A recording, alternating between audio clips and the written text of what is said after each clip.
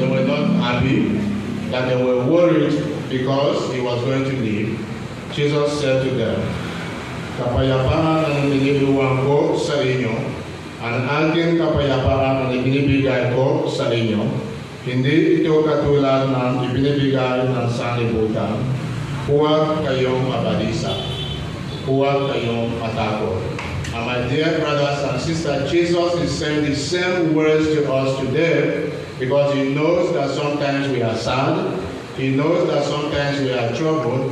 He knows that sometimes we allow family problems, difficulties, challenges of this life to take control of our lives.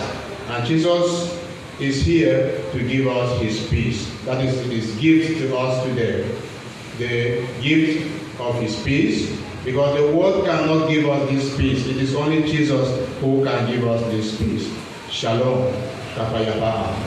Now Jesus is saying to us today, do not allow your hearts to be troubled. Amen? Do not allow your hearts to be worried, and do not be afraid. Huwag kayong mabalisa. Huwag kayong matakot.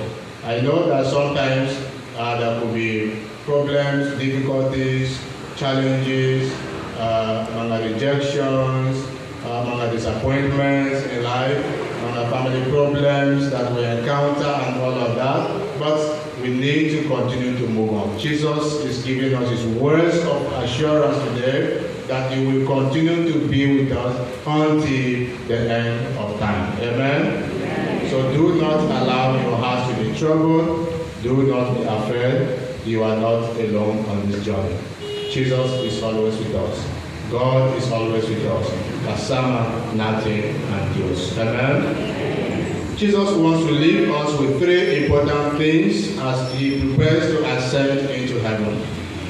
Three important things. As we have heard from the gospel passage today, the first gift and message of Jesus to us is being faithful to his word.